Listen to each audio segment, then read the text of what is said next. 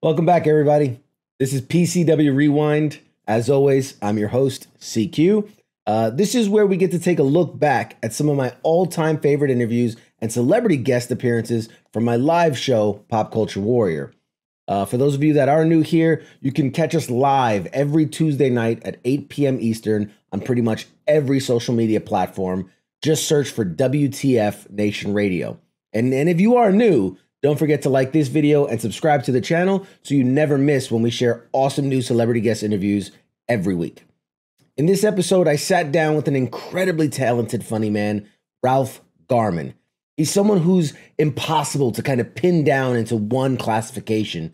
He's an improv and sketch comedian, a guy who's been in the entertainment business for 30 plus years and has been heard across radio, TV, movies, video games, podcasts. He's also, honestly, one of the most prolific celebrity impressionists working today. We talked all about his early years, how he got into the entertainment industry, first stumbling into radio work, where he really just wanted to be an actor, and how that eventually led him to basically auditioning for roles by having his voice heard on the radio by casting people driving to work. We also spoke about his passion for the Batman 66 TV show and his eventual friendship with the show's star, Adam West. Of course, there was a whole lot of name dropping going on. We touched on his other friendships with guys like Adam Corolla, Jimmy Kimmel, Seth MacFarlane, and of course, Kevin Smith, who he co-stars with on the wildly popular Hollywood Babble-On podcast, which actually just celebrated 10 years. So big congrats to those guys. And funny enough, before we went live on air, I was talking to him and we were talking about how their show is kind of what inspired me to create my show. And if anything, Pop Culture Warrior is basically just a love letter to those shows those kind of shows like he does. So it was a really wildly good time. We had such a great time. The audience was participating really well into it. And I think you guys are going to enjoy it. So without any further ado, ladies and gentlemen, I present to you the Pop Culture Warrior interview of Ralph Garman.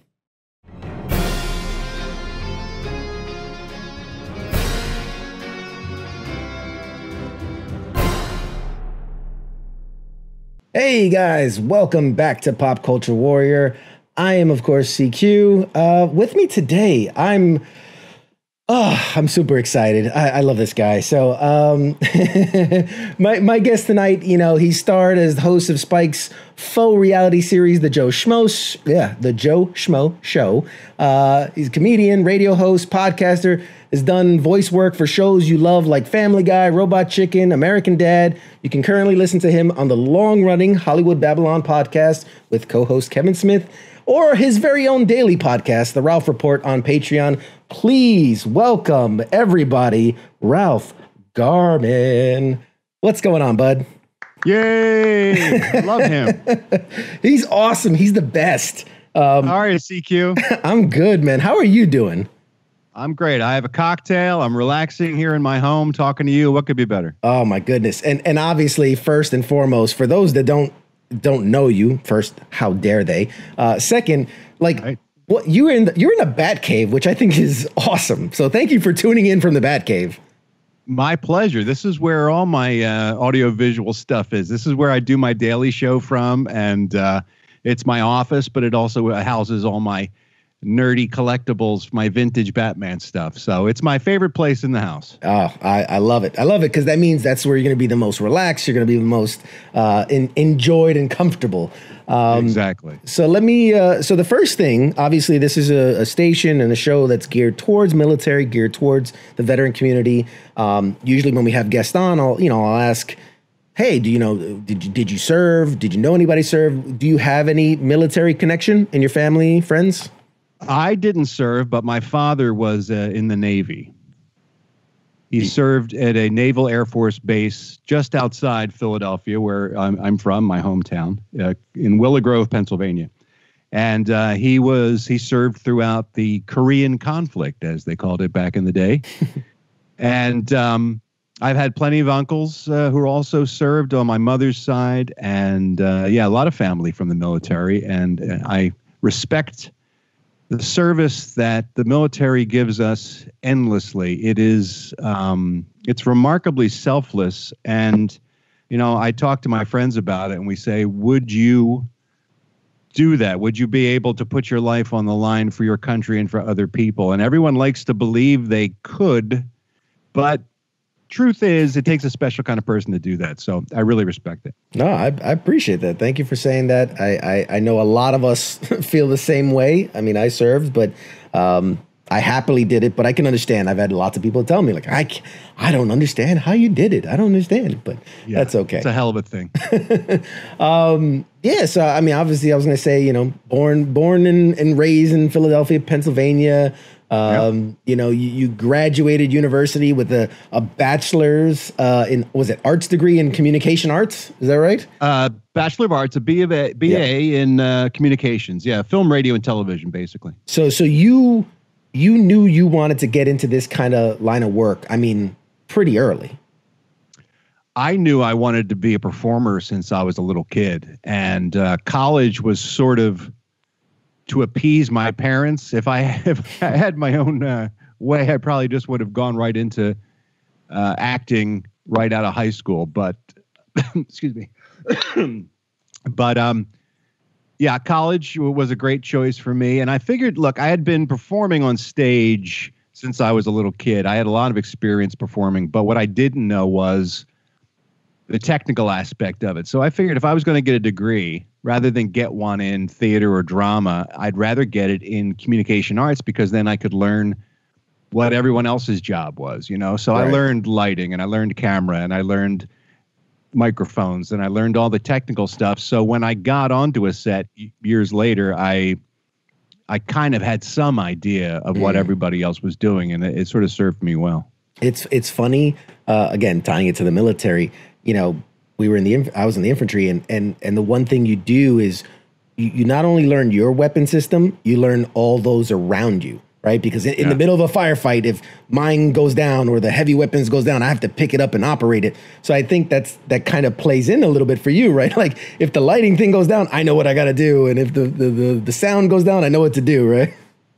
Well, just as a performer, you especially young actors, when they get on a set for the first time, or they're not that experienced being around equipment and the technicians, it's easy to get distracted and to get awestruck. And I found the more information I had going in, the more relaxed I would be, and the better prepared I would be. So it's just good business, really, to know as much as you can about what you're going to get into, right? I love it. All right, I'm gonna come at you. This is a very light interview, I always say, but I want to ask you probably the most difficult question. I'm gonna come right out the gate and ask.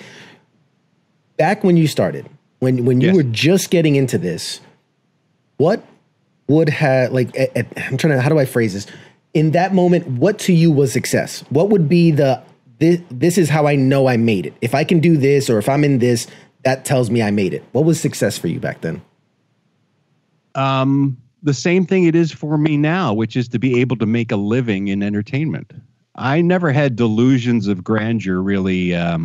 Even coming out of college, when I moved to Los Angeles to pursue a career, I didn't think, okay, I want to be a movie star, or I want to be the biggest television star. My goal was, if I can make a living doing what I like to do, then that would be the win for me. That would be the biggest success for me. Because, when I first got out to LA, like many other starving actors and comedians, I was waiting tables and I was tending bar, and I had fun, but I knew I didn't want to do that for the rest of my life. So the goal for me was always, how can I get a gig that will support me, that I can just full-time be in the entertainment business? And when I was able to achieve that, that's when I knew that for me, I had made it.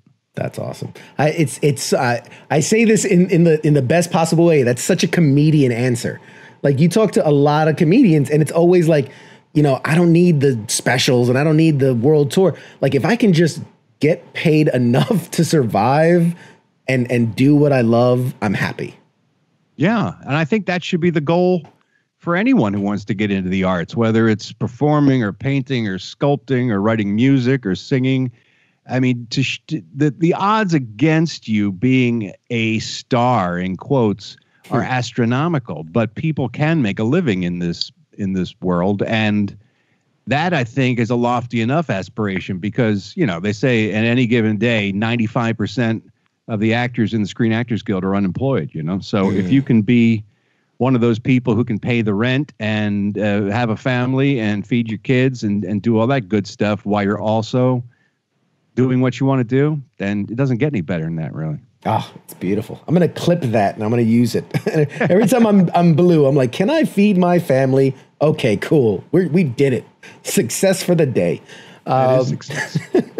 So I understand that you had kind of a famous roomie there early in your life. You were roomed with Adam Corolla. How did that come about? It was just one of those circumstances. I mean, when I got out to LA, I started, you know, I never really did stand up. That was not my thing. I never liked working alone. And so I got into the world of sketch and improv comedy, where I was working with a troupe of other performers at a place called the Acme Comedy Theater. And they were just starting out. They had already had sort of a core group of performers called sort of their A team. And they were starting to add additional casts to perform more nights at that theater. And so I auditioned for there, and I got in with my sketch writing and my improv stuff. And Adam Corolla was already there on the first team.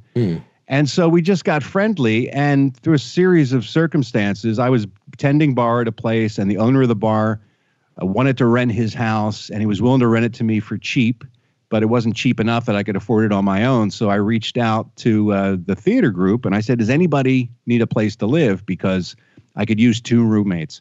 And my buddy Cortland, who was also in the cast with me, and Adam was also leaving his apartment at the time. And so they said, yeah, let's do it. So the 3 of us just ended up sharing this house together for a couple of years out of just sheer luck. And it was a great time. We had a blast. Yeah. I mean, it's funny because I hear that story a lot in the sense of like, oh, you know, is it, you know, Leo DiCaprio was friends with, you know, Tobey Maguire, and as you're coming up in the world, and you know, especially the comedy circuit. I know that's very popular. There's a lot of these comics that end up blowing up. Oh, we all did the same shitty open mics and things like that. So it's always nice. I like that. It's always like it's all one family. I always say to people, especially who are interested in getting into what I do, that's the important reason to work, you know, even if you're not getting paid. I mean, we all had to pay the theater owner to perform at that theater, the Acme Comedy Theater. We were paying to keep the bills paid and the lights on, and we would have audiences, but sometimes we'd get, you know, 20 people in a 50-seat theater, and it wouldn't pay for the rent. So we ended up losing money on the deal, but we were gaining enormous experience by performing every weekend, and we were working with other people who were of similar mind and similar talent, and we got to make friends. And that is the most important part of those experiences, are the people you connect up with. And I can't tell you how many people I have heard from that group in that theater who said, hey, I got, you know, we're doing this animated thing that I wrote. Do you want to do a voice for it? And, you know, just when you work, you create more work just by the nature of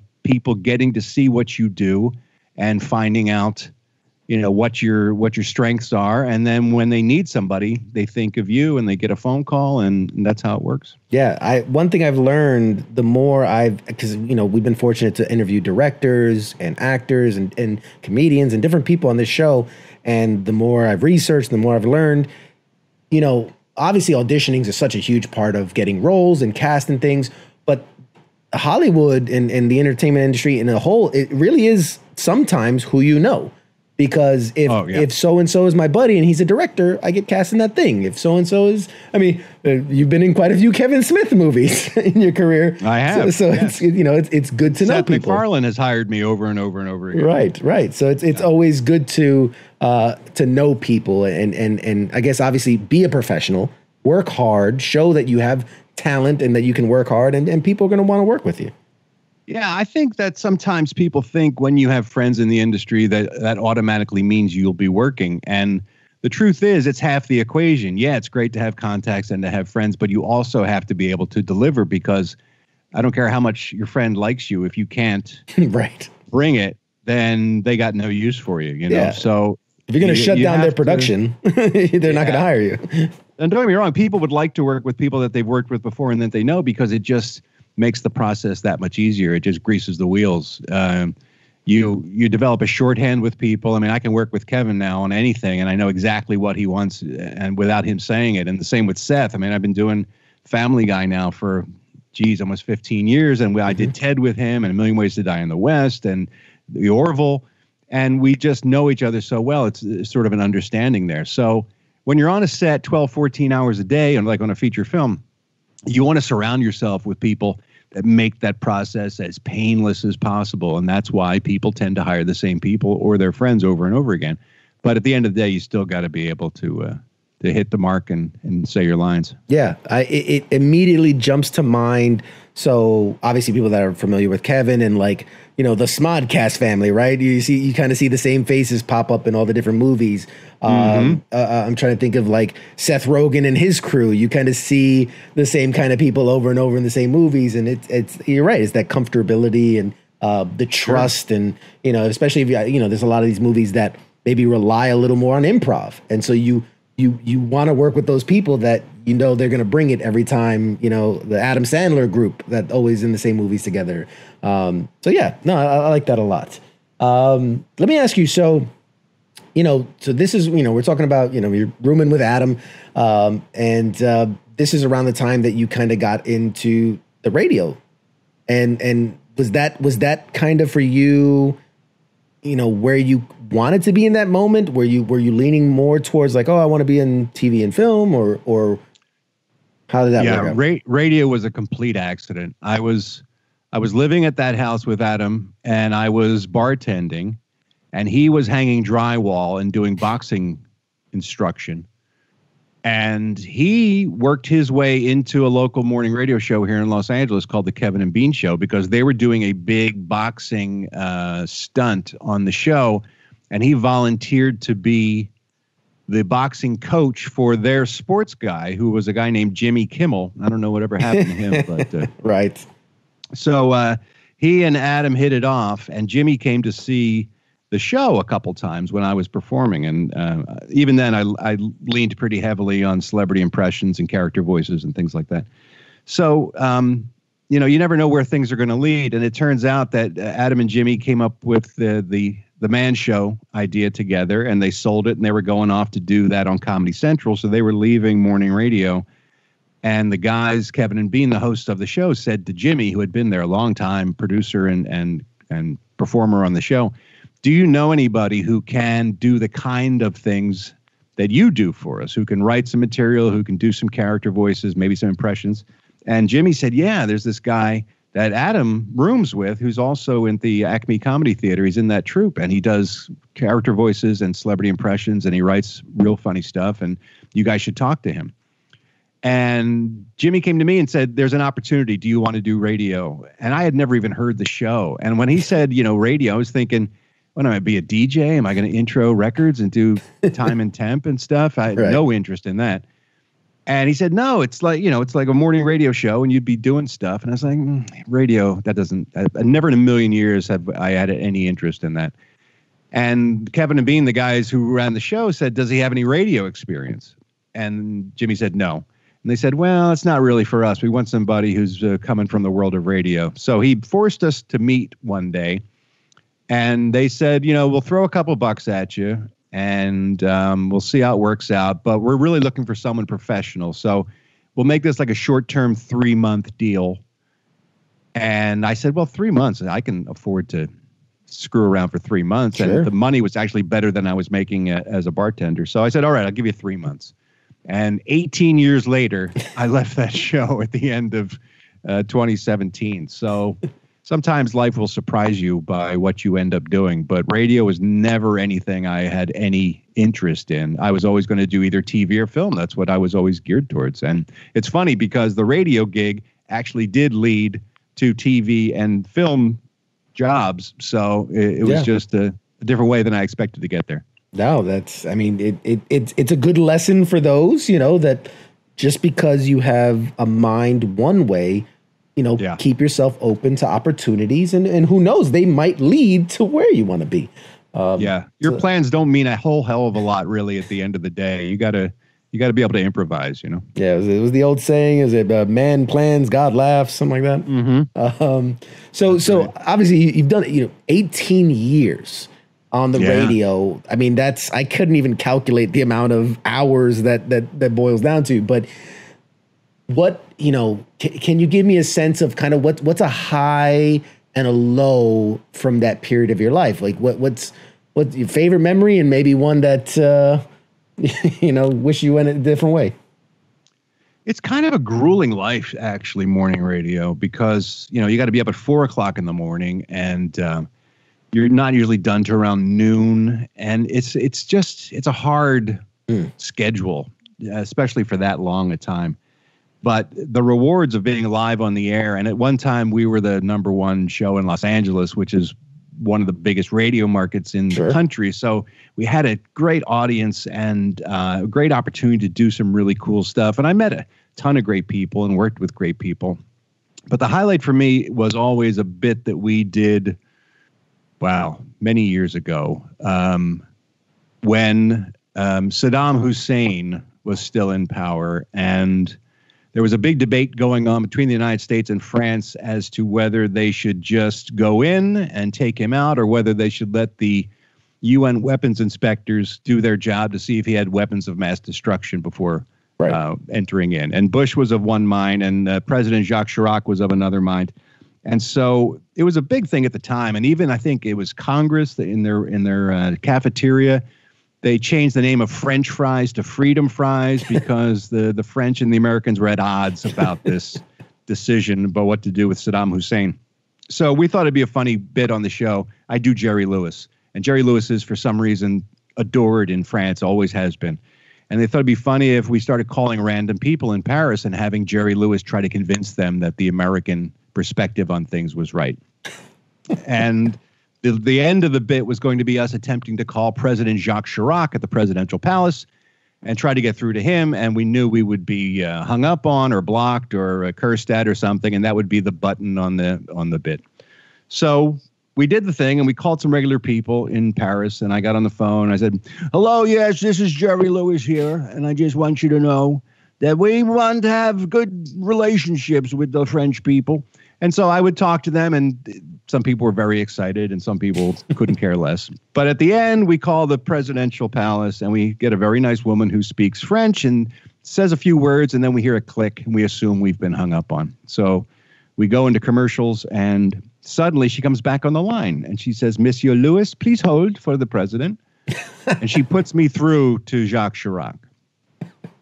And the guys, the show, are looking at me, and I'm looking at them, and for whatever reason, I just decided to go for it. And I ended up having a conversation with Jacques Chirac for about 9 minutes about the situation in Iraq with Saddam Hussein. And it was surreal, to say the least. And, you're walking that line of trying to be funny and trying to stay in character, but you don't want to be out of line either and cause some sort of international incident. But it was the highlight of my radio career, largely because at one point I said, Monsieur President, yes, it's a pleasure to be talking to you, sir. And he said, "Oh, how can I tell this is Jerry Lewis?" And I said, "Well, I don't know what to do to convince you, sir. I don't know what I can say to make you think it's me." And he said, "Ah, yes, Jerry, I can tell from your voice that it is you." And for a guy who does voices, that's like the highest compliment that you can get. Sure. Absolutely. Anyway, when it was over, the crap hit the fan, and Jerry Lewis's people were furious, and the French were furious, and our lawyers were furious at us for what we had done, and we ended up having to pay a big chunk of money to Jerry Lewis's charity in order to get him not to sue, and it was a big nightmare. But all that withstanding, I would still do it again today because it was just great radio. I mean, people's heads exploded. They couldn't believe it. So it was timely. It was funny. I mean, it had all the elements that you wanted to have on a morning radio show. And it just, it was a blast. Wow. That's incredible, man. That I can't imagine what,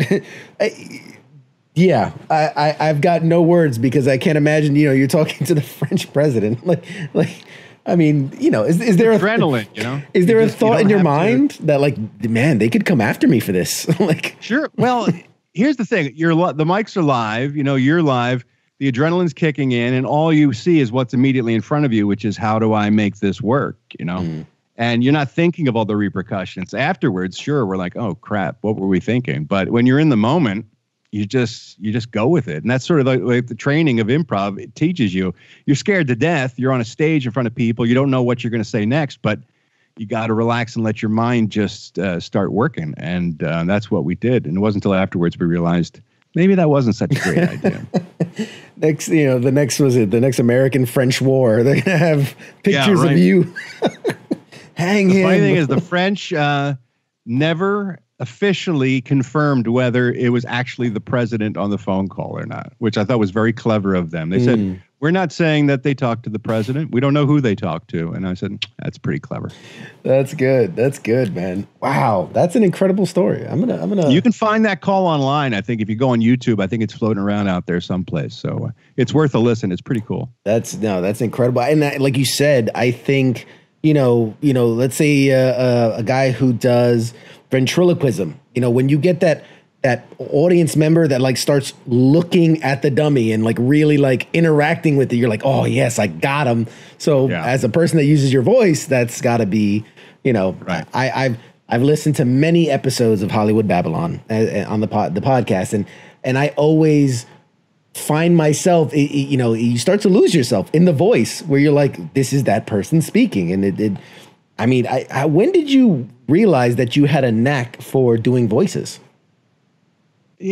People talk about that, and you're very kind. I mean, I do a bunch of voices okay, and I've found a way to use those voices in an entertaining fashion. I can craft a pretty good bit using those voices. But there are some guys out there who are really good, like Frank Caliendo. I mean, I got a bunch of pals of mine who are truly master impressionists, and I don't hold a candle to those guys. So I don't want anyone in a million years to think that I consider myself in that category.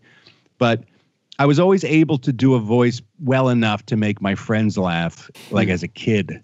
So I don't even take credit for it as a skill I've sort of honed. It's like a party trick. It's like being able to touch your tongue to your nose or something. It's just something I was born with. I have an ear, and I can pick stuff up, and I can regurgitate it. But I was doing Scooby-Doo and Shaggy and Yogi Bear and cartoon voice and stuff for my friends when I was a kid, and making milk come out of their nose at the lunch table, So that's, for me, it was always just something goofy. And then when I got into sketch and improv comedy, I was looking for a way to stand out, because there's a ton of people like stand-up who are just doing it, hoping to get a sitcom or be on Saturday Night Live or something.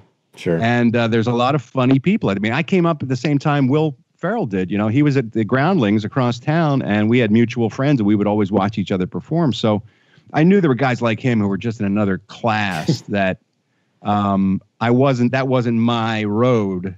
But I knew I had the voice thing in my back pocket, so I started doing a lot of impressions and character voices and stuff. But I didn't use it professionally until then. I'd never did it in high school or college or any of that kind of stuff. So then, of course, when I got into radio, it became invaluable to have that in my toolbox. And I guess the anonymity of radio, right? The idea that they can't see you really helps play into that.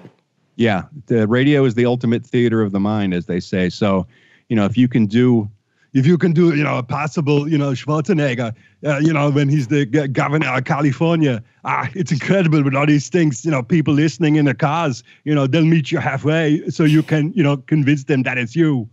So you don't have to work as hard as you do when people are looking at you. Oh man, I told myself I'm not going to ask him to do voices, because I don't know. I think that's, please, people do. That's very, that's what I'm saying. You're inundated, I'm sure, on minute to minute. I saw you on Cameo. You're doing the Cameo thing, right? That's pretty awesome. Yeah. Mm-hmm. That's awesome. Yeah. For those that don't know, Cameo, you can pay and have a shout out video, and for those that can do voices, you could ask for a specific voice. So that's awesome. And people do, yeah. Get a lot of Arnold. I'm sure you do. So speaking of that, so you've done the radio thing. Like, how was the transition to then start getting work doing like Family Guy and these kind of animated projects and voice work? Yeah, I was so stupid when they offered me the job at K-Rock, which is the radio station where I did the morning show. Initially, I turned it down, and Jimmy Kimmel said, "What are you thinking?" And I was like, I'm an actor, and I want to do a sitcom or something like that. But radio is just this, it's not getting me any closer to where I want to be. I don't know how much time I want to waste doing radio. And he said, this is the ultimate boot camp for comedy and for writing, honing your writing skills. You're required to come up with like 5 hours of fresh material 5 days a week. This is the best. You couldn't pay, a class to learn what you're going to learn through this. He said, take a year or two and do it because it'll make you better. Right. So that convinced me. But what he didn't say, and which I didn't even realize at the time, was I would be performing every morning into people's cars in Los Angeles, people who were driving to movie studios and TV networks. And my audience would be the same people I was trying to reach by going out on auditions, really. Right. So one morning, I get a phone call at the radio station from a lovely lady named Linda LaMontagne, and she was the casting director for Family Guy. And she said, I heard you doing, the hell was it? Oh, Dustin Hoffman. I was doing Rain Man on the radio. Right. Yeah, definitely doing Dustin Hoffman. Uh-oh, definitely not my underwear. Yeah, I'm an excellent driver. So I'm doing that bit, and she says, we have an episode this week where we need Dustin Hoffman. Would you come in and audition for it? I was a huge Family Guy fan at the time. So I ran in and I did it, and Seth liked it. And so he brought me in and did that episode, and we hit it off and it went well. And he brought me in a couple of weeks later to do another episode. And now for practically 15 years, I'm in almost every episode of Family Guy that airs now because they just keep bringing me back and I become part of the family. But if I hadn't been doing that on the radio, I never would have had the opportunity to get in that room and to show Seth what I could do. So a lot of opportunities have come from the radio. Just by doing good work, you forget people are out there listening. And, that's how I got NYPD Blue. One of the producers of that show was a fan and heard me talking about the show and had me come in and read an audition for that show. And then I got a regular role on NYPD Blue, and I've gotten feature films, and it was a great opportunity for a long time. Yeah. It's almost you subconsciously put your voice in people's heads, if they're driving, like you said, driving or reading. And, I'm listening to a podcast, I'm running or something, and you hear that voice enough and you start to go, what voice would be perfect for this thing I'm doing? It's like we talked earlier about Friends, right? Often when people are listening to you in their cars, especially in LA, when they're stuck on the freeways, sometimes 2 hours to get to where they're going, you become their co-pilot. You become their carpool. They consider you a friend, and you'd be surprised. They start to think about you in that way. And when an opportunity arises, that you pop into their heads, and it really is a really positive influence, to be in radio specifically. At least it was, I was sort of in radio at the golden era, the end of a golden era of radio, sort of pre-streaming and pre-podcast, and there are so many options now. I mean, even satellite radio wasn't a major threat. Terrestrial radio was still where it was at when I was there. So it's the marketplace has changed so considerably now. But I was sort of there at the last of the glory days of terrestrial radio, and it made all the difference. I'm not so sure it's that way anymore, but right, the last hurrah, as it were. Yeah, kind of. So yeah, guys, I pulled some notable characters from like Family Guy, Jeff Foxworthy, Ted Turner, Dustin Hoffman, Jeffrey Fiekelman, I want to say is the name. Jeff Fiekelman. Yeah, I was that was the abusive boyfriend of Quagmire's sister, Brenda. That's right. Yeah. As in the name, I love the puns in the name is just too good. You played Jealous Dog, Sheriff Nichols. I mean, the list goes on and on. I mean, great stuff. And you kind of rolled that into also doing like video games. Your voice has been in video games too, right? Yeah, absolutely. I've done a couple video games. That's tough voiceover work because a lot of times you're just repeating one line over and over again, or you're just making a lot of grunts and stuff like that. It's weird. I much prefer doing something with a narrative like animation or even radio plays or things like that. But I mean, it's just, I love doing it all. It's so great to get all these different experiences. Yeah, no, that was kind of my curious. You jumped the gun on me there, but no, the question, Sorry. that is a great answer. Because I can imagine, for the layman, voiceover is voiceover, but I can imagine it's very different work, animation to something like video game work. But I think you touched on that. I've done animation, and even in the animation world, there's so many different variations on a theme. I mean, obviously, Family Guy plays it fairly straight. Even when I'm doing a character like Officer Stickbutt or something, when I'm if I'm playing a cop and I'm keeping it pretty real for the most part. You change your attitude and you put some character in the voice, but you're not getting wacky. And then sometimes you're playing a dog that's crazy with the ears are flapping everywhere, and there's a range of different styles, even in animation, that are very different from one another. And then you go into video games, which is usually ultra realistic and grueling on your voice. And then I've done books on tape, which is just reading for hours and making sure you get every word and every punctuation. And that's a different required skill. So, my buddy Phil Lamar, who's one of the best voice actors in the business, he always says that the best guys he knows who work are good actors. It doesn't matter whether you're acting with your voice or your whole face and your body. The skill set is the same. And so when people come up to him and they say, I want to be a voice actor too, he's like, why don't you just become an actor? Why don't you just learn how to do it? And then you'll be able to do it in a recording booth or on a stage or in front of a camera. You can do it all. And it's just getting as many skills as you can and putting them in your toolbox and trying to be as ready as possible. It's like any other good professional advice, just be as prepared as you can. Oh, that's awesome. And now, so taking into account your background, you must be a big fan of both the 66 Batman and Adam West. What was the giveaway? the giant bat package that's over your shoulder was one thing.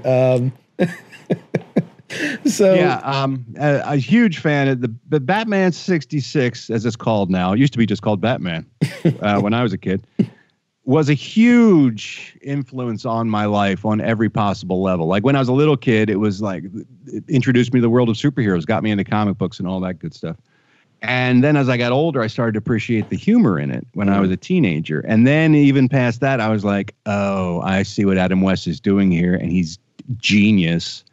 And that looks like fun. That would be a fun job to do that kind of stuff. So it influenced me at different stages in my life at different times, but it was a constant, and obviously still is. I'm still a huge fan.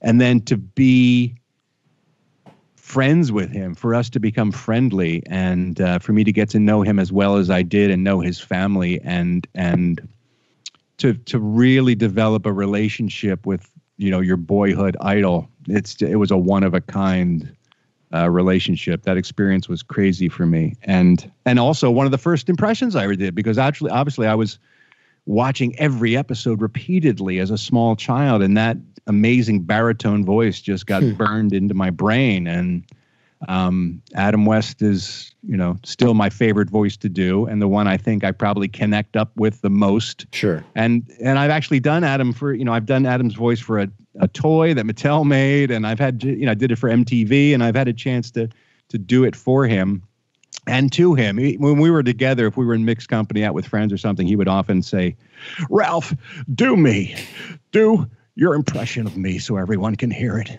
And I would do him, and he would go, that sounds nothing like me. And everybody would bust up because, he'd be busting my balls. But it was just a joy. Everything about the guy was a joy. Nobody liked making people happier more than Adam West did, whether it was on film or in real life. And I watched him interact with literally thousands of fans over the course of our friendship, and I never saw him let one down. He always gave them the Adam West they wanted to meet, even if maybe he wasn't feeling it or was tired, or at the end of the day, he knew how to deliver, and it was endlessly impressive. Would you say he was the Adam West? The Adam West they deserved, but not, or the one they needed, but not the one they deserved? Yes, exactly.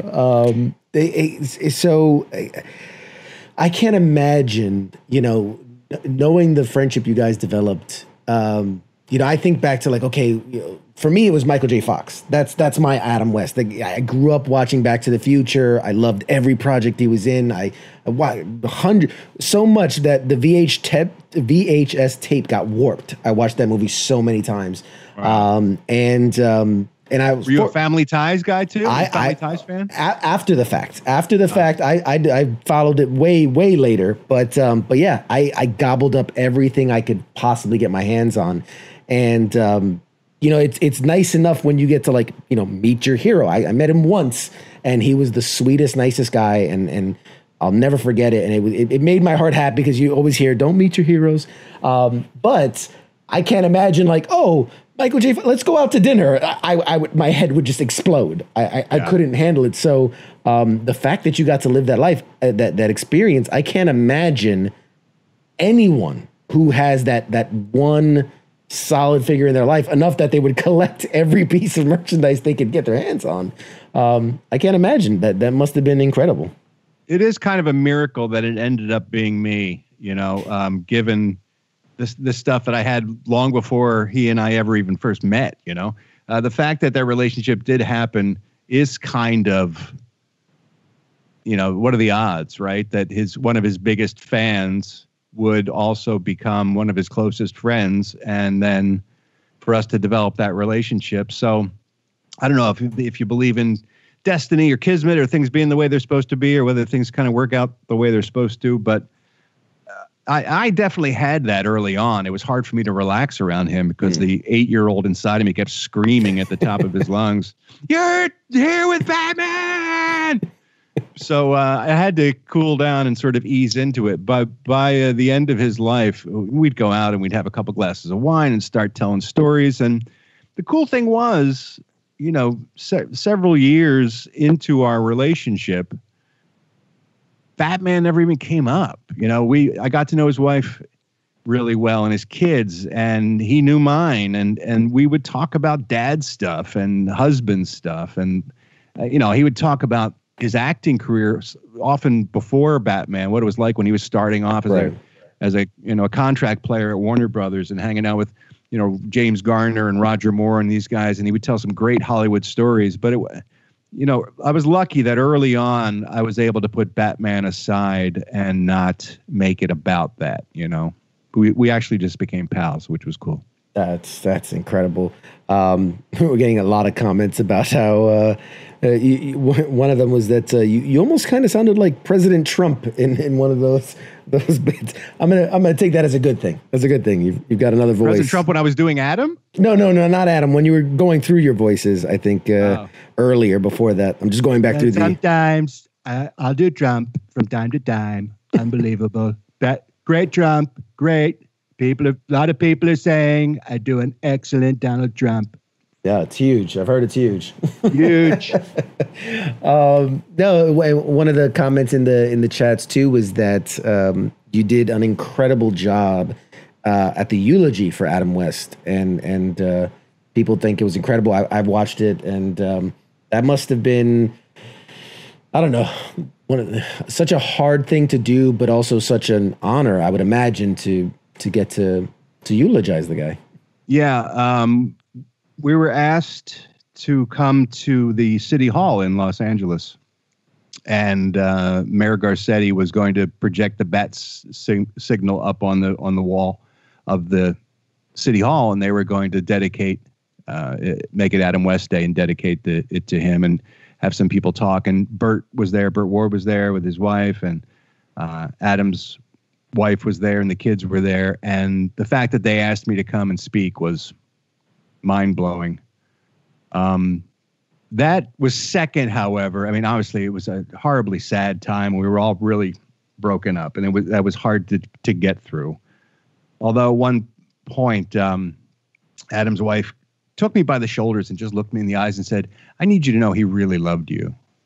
Wow. And I was like, "Well, I loved him too," you know. And it was nice to know that I had that impact on him, and that our friendship meant as much to him as it did to me. But getting him the star on the Hollywood Walk of Fame, that was the highlight of my relationship with him, because it was something that I got to do for him that wasn't going to happen otherwise. And it was a little payback for a lifetime of joy and pleasure that he gave me from being a little kid all the way to a grown up. I was able to do one cool thing for him and give him a special day that really meant a lot to him. And that was a great day. Oh, I can't imagine. I'm not going to try to top that. You said it perfectly. And I saw a video where you had him, obviously you guys became close. You had him in your home, touring him through your collection, and actually got him to put on the cowl. I mean, what's that feeling, seeing Batman in front of you in the cowl? It's happened to me twice. We did a show for a channel called TV Land. We did a special where he put the cowl on from my collection. And then we did it again most recently for the box set for the Batman TV series that Warner's Home Video did, the Blu-ray and DVD box set. As a special, we walked through all the merch and all the stuff in my collection, and they did it as a bonus for the video box set. And here again, the consummate showman. He calls me up the night before we're supposed to shoot at my house. He says, "Ralph, Adam here. Sorry if I bothered you from dinner or whatever. But tomorrow, when we're walking through your collection, please, let's put on the cowl. It'll be so funny and people will love it. So if you can find one of your cowls that'll fit me, let's do that." And he left me that message. And I was like, the guy always thinking of like, what's a funny bit? What's a great idea for a show? And he was so creative. On top of being a great performer, he loved the process. Yeah. You know, we did a pilot, a TV pilot for Hollywood Babble-On, Kevin Smith and I, for AMC. And I always said if I was in a position to produce a TV show, one of the people I was going to hire was going to be Adam West. No matter what the show was, I was going to hire Adam West. So it's Kevin and I doing our shtick, and we're doing entertainment news and things like we do on Hollywood Babble-On. And I came up with the idea to do a segment called West on West, which is dramatic readings of Kanye West lyrics by Adam West. And so I brought him out to do Bound 2, which was the hot song at the time with him, and the video was him and Kim Kardashian, Kanye and Kim Kardashian on the motorcycle and stuff. And so we gave Adam the lyrics, and it's like, "Would you let your bitch be with other bitches?" And he's saying stuff that, you know, you never heard come out of Adam West's mouth before, you know. And he we're in rehearsal, and he goes, "Ralph, can you get the last line of this thing is Jesus wept. Can you get special effects makeup to put a single tear in my eye and have it roll down my face and then be in really tight close up when I'm doing that line?" And so he was coming up with bit ideas for stuff that he was doing as a favor to me, you know, but he just loved being creative and loved being part of the process and being on the team. And that was the joy that I saw in everything that he worked on. And he worked on some projects that weren't great, but he dedicated himself to being the best that he could be at every given opportunity. And that was a real lesson to be learned. Oh, that's absolutely awesome. He's also one of those actors that just has such a unique voice. I think it's like him and Shatner, just the way they talk. You're never going to confuse them with anyone else ever. And there will be no one else like them. We're running so short on time, and I feel like we haven't even touched on Hollywood Babble-On, which is one of the greatest podcasts out there. If you haven't seen it, you haven't listened to it, you're wrong. You guys have done 370 episodes to date. I mean, 10 years. how does it feel to have this thing, still running strong and still have such a devoted fan base to it? Well, we're sort of in a holding pattern now because the show has always been done in front of a live audience. Right. So the lack of comedy club venues and theaters here in California, the fact that it's harder and harder to find places to play has been a real problem for us. But we've sort of we've pivoted, and now we're doing color commentary on every episode of the Batman 60s TV show. And we call it the Caped Commentaries. And so that's sort of like the placeholder. And I figure we can get a good 60 episodes out of that. And hopefully by then we'll all be back laughing at comedy clubs and stuff again. But it's been a remarkable ride because you don't clock the time when you're doing it. You put one foot in front of the other and one show in front of the other. And my relationship and my friendship with Kevin is just another one of those great things that happened to me in life because I was a fan of his long before we became friends and started working together. And that was another one of those moments where you just meet and things click. And the next thing you know, you're making each other laugh and they're like, hey, let's put on a show. Yeah. So that was 10 years ago and a couple of movies ago. And we just have the best time together. My attempt at humor here when I wrote this question was, you're 370 episodes in. Do you know how the story ends? Do you know how the show comes to an end? Do you have the finale in mind? I do. Kevin doesn't want it ever to end.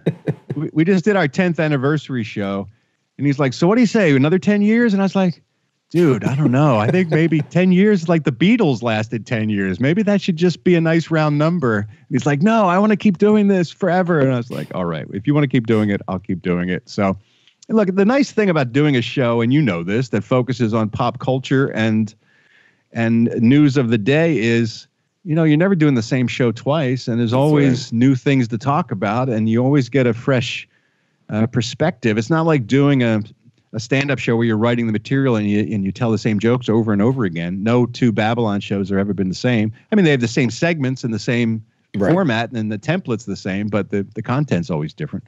So, I mean, as long as people keep listening, there's no reason really to stop doing it. And I don't know.